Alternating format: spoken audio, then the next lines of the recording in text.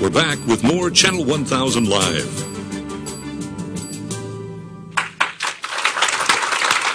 Welcome back. Welcome back. We are Channel 1000 Live, and we're coming to you from the Union Hall in Sacramento. We're talking about bargaining, and now we're going to turn the questions over from me to members of our studio audience. I've got a few standing by just in case, but let's talk to Jackie. Do you have a question? Yeah, I have a question. My question is, have we came up with the total cost of the wasteful spending and the contracting out and the retired annuitants and the assistants with the total dollar amount? And my second part of the question is that I think that the members that I hear from, because I'm the DLC president, they're not assuming that you made a deal with the governor. They're assuming that the 5% was already made. So I just wanted to make that clarification. Oh, well, thank you. Thank you. Yeah, the bargaining team are working. They've been doing their costing on what a how many retired annuitants we have in the state, how many contracts exist in the state, how many students, assistants exist in the state, and with all of them, it's a snapshot in time. We have put in an information request to the state. We're getting it, and our research department is crunching the numbers and everything else, and the bargaining teams will use that information to help formulate their proposals. Okay. Thank you. Sure. Here's our next question. Just like on TV. Well, I have a couple questions. You mentioned cuts in services. You've mentioned we can't do this every year. And you mentioned it just happens to us. Well, I look around the room, and as you mentioned, about 50% of us are at the top of our ranges. So we're going to get our 3% back. There's a lot of us that aren't there. I'm lucky I am one of those. But every year there's going to be a deficit. We pretty much know that for the duration. We're bargaining what?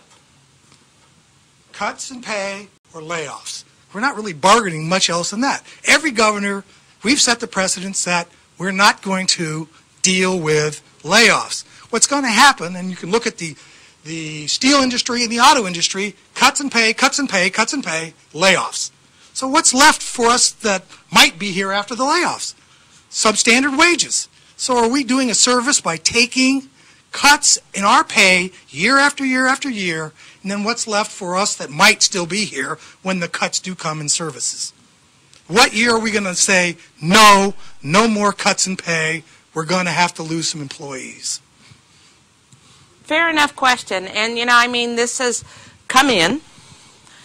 I will say, and I know that there are people in different places on this, I will say that for me, with the economy being where it is and what it is, and the inability of people to get jobs, I am not going to be an advocate for layoffs at this moment. Because if we're doing layoffs right now at this moment in time, these people won't get jobs. They will not get jobs. We've had people that are just now coming off of their 99-month unemployment that have been unemployed for 4 years. And you're right. You say, at what moment do we say we don't do this? In talking to the bargaining teams and in talking to a lot of other people, I think that we do have to look at this, and how I'm looking at it, as short-term and long-term. Short-term, we're going to have to take the cuts. Long-term, though, what are the things that we can do, that we can put in place, that we can fight for, that we can move to make sure that we don't get back into this place? One of the solutions is we got to go out and work for revenue. We have to go out and work for revenue and make sure that that passes in November. One of the other things that we have to do is we have to start taking this stuff seriously. We have to start taking this stuff seriously. And when your DLC presidents, your job stewards, your union staff are saying, we're pushing this bill in the Capitol and it's going to do this, we collectively have to show up. When we say, we need you to go contact your local legislator, and this is our message because this is what we're doing, we need you to show up. I get everybody's anger. I get everybody's anger at the union, and I get everybody's anger at me. But I don't have the ability to cut anybody's pay. I I have the ability to come up with ideas. I have the ability to come up with solutions. Your bargaining team has that ability, and your elected leadership in the union has that ability. But they can't do it alone. All of us need to be on the same page, working for the same thing. What I want to remind you, because I got the emails after we lost our 2 holidays on Columbus Day, and the governor took them away by the stroke of a pen, and then the legislator affirmed it, and we wound up having to bargain it. But I remember we could have had a different moment in time when I asked every single person that's represented by Local 1000 not to go to work. Draw that line in the sand. We weren't ready at the time. I hope that we're starting to get ready, because this is our California. It's not just like our wages and our working that's important, but they're taking away our ability to send our kids to school. They're taking away our ability to raise our kids. They're taking that away, and we're fighting each other. We have got to stand, and until we actually get to that point, for all the things that we move and for all the things that we push, you're absolutely right. We will be right here. Public service is good service. The services we provide are good services, and I'm proud of them. I'm proud of them when I provided them, and I'm proud of them to represent the people who provide them.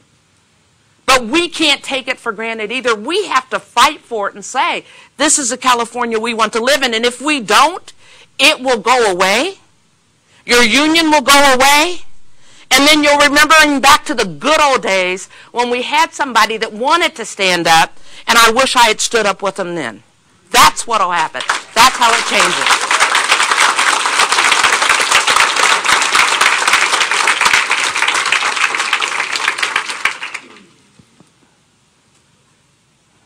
Thank you for the privilege. Can everyone hear me?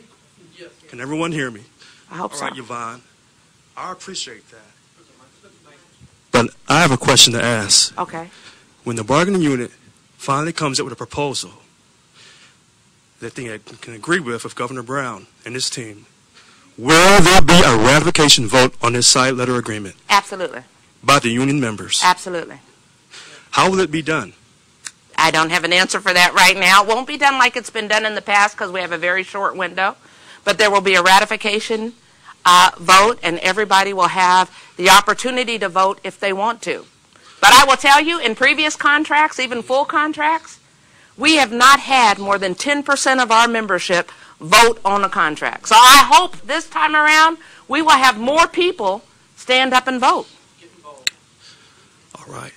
So this is my second question. Okay. Because I voted on November 10 for that Thank contract. Thank you, brother. I voted all right? not on November 10th for the contract. I'm sorry.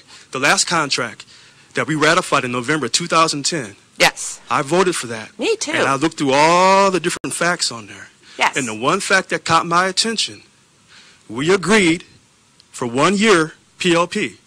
That was after all of those furloughs. Absolutely. Okay. But then it has a funny quote in there. It says, after the PLP, the legislature, if they propose it and they agree to it and the governor signs it, furlough can be put back in. Yes, they can. So when he comes to us now and asks us for the 5%, and you make the statement, we're going to draw a line in the sand. We already have a contract. We've already paid our sacrifice. So if he wants to come and take 5%, let him impose furlough. I heard what you said about those layoffs. I understand that as well. But it's going to take him time and help from both houses to agree to do all those layoffs.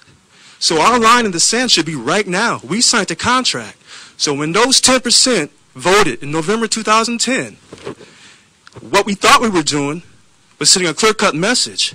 And what we thought was when we elected our bargaining unit reps, they did the best of their ability to come up with the best proposal.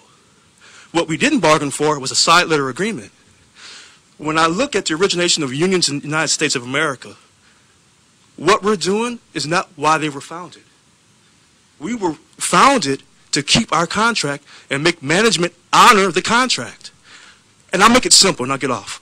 Okay. If I told management, I'm going to work for you for 3 years, and I'm going to take 5% off to help you. And then after year one, I come back and say, you know what? My family's in trouble. I'm in a deficit. I need someone to help me. Do you think management is going to sit down and talk to me and say, we'll negotiate with you? I don't think so. So when you say draw that line in the sand, why are we even sitting down to negotiate our 5% cut? If they want to cut our money, then impose furlough.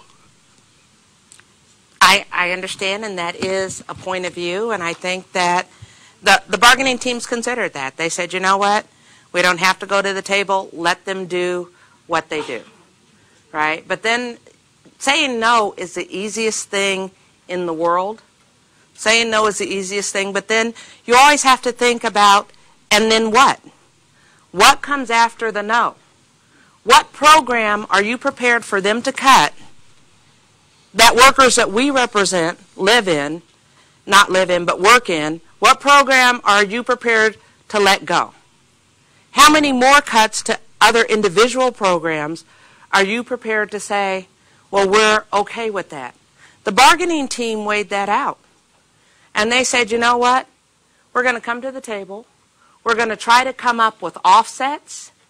We're going to try to see if we can do something else. And I don't think that there's a problem trying to come up with offsets, trying to come up with lessening the impact. I actually think that that's a responsible thing to do.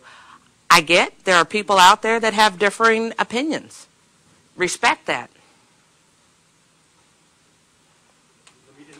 Let me end with this then, because you're talking long-term effects of this. I'm talking long-term and short-term.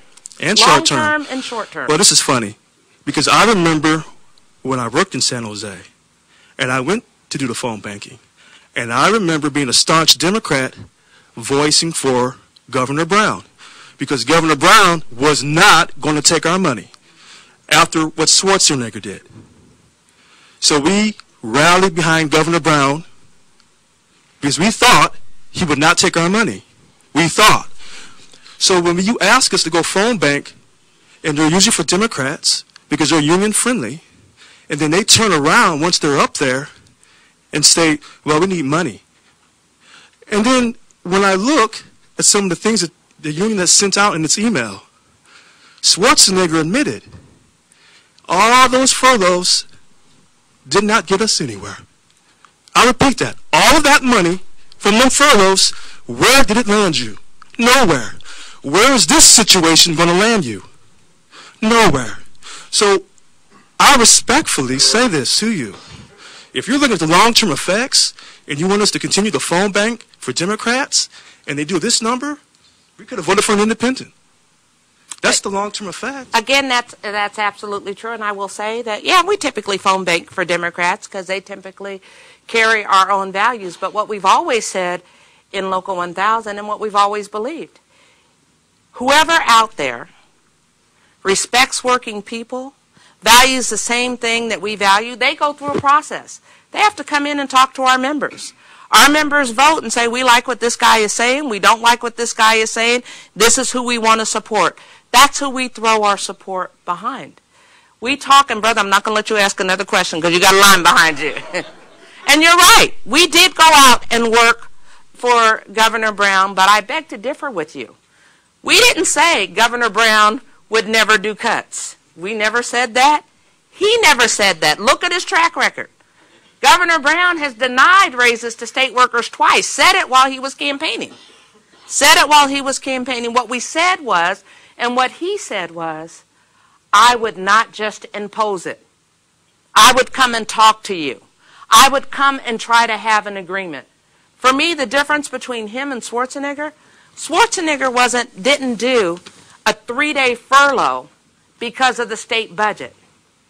He did a 3-day furlough because he was trying to break the unions. That's why he did a 3-day furlough. And there is a difference. We got to remember, we elect people, and we work hard to elect them. It's not just us, but we work hard to elect people who have our same values. But at the point that they get elected, they represent the whole state of California, not just us. Now, the one thing that we ask them is, don't arbitrarily do stuff to us. Give us a seat at the table. Give us an opportunity to talk this through and find other ways to get to where you want to go. And I think this governor is doing that and has done that. I'm Teresa. Hey, Teresa. Hey, Yvonne. My question is, I'm hearing a lot from my bargaining unit 4 people, and they're having a hard enough time making ends meet. They were wondering if there's some way to strategize to maybe the lower end employees not have the cuts or defray the cuts for them. I hear a lot of that when I'm out talking to people. We were wondering what your thoughts were on that. I will tell you that the bargaining teams are working very hard, looking at different strategies, looking at different mitigation, and I have faith in them. They will come up with something. I don't know what, because it's a negotiation and it's a back and forth and everything else. But that is on their radar.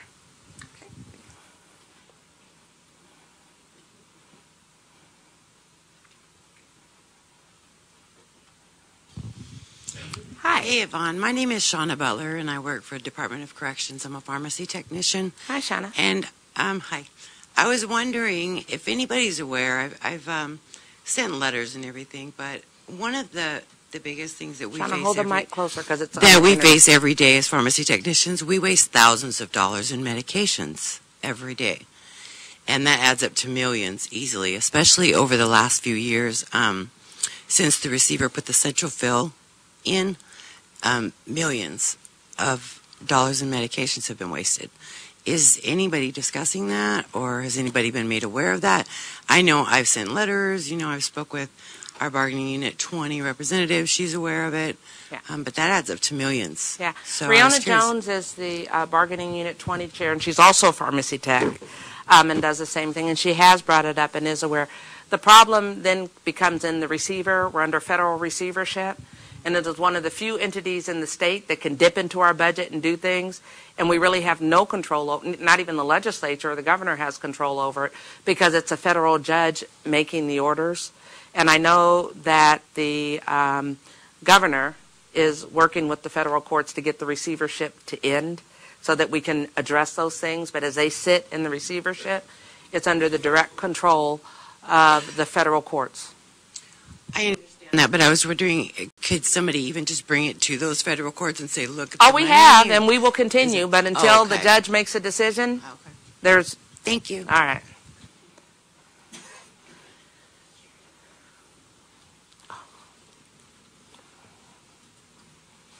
Yvonne, my name is Jerry Hill. I work for DMV here in Sacramento. Hi, Jerry.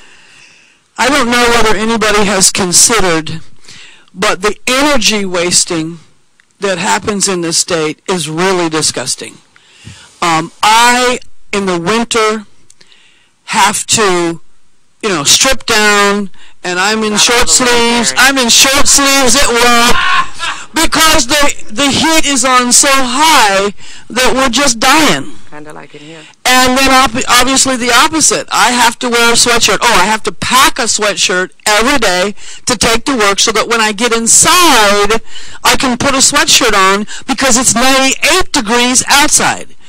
And I just wondered whether or not that's something that has been brought up, whether they across the board change the temperature by 2 or 3 degrees at all state buildings or something like that, and whether that might make a considerable difference. I don't know if it makes a considerable difference. That is one of the suggestions that we got in, and that it is one of the suggestions that we'll be working for. And Rick, you'll be our last question. Why, yada. Hey, John.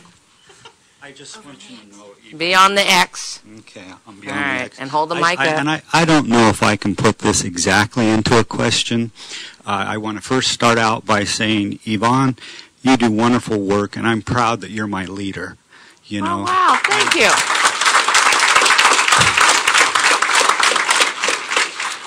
I truly love you, and I love the work that you do, and thank you. Well, thank you, John. I have a background in auditing. I came from the state controller's office, and now I'm a president in DLC 781. And there's work going on with the bargaining units, and I'm trying to push forward a JLMC to where I can look at contracts. Well, my point that I'm trying to put out here is that I agree with you that we can't cut our way out of everything. But I think of a financial nature that in the short term, there are a lots of big contracts out there. And if this governor and his agency heads cannot figure out how to cut those contracts or cut back, that I think that I personally and a team of people here could help him cut those back. And we appreciate that, John. Okay, so I am stepping forward that way. And we appreciate and if, that. you know, the blind mice or whoever can't figure out how to cut some of this stuff, I can. We appreciate that, Okay. John. Thank Thank you. you.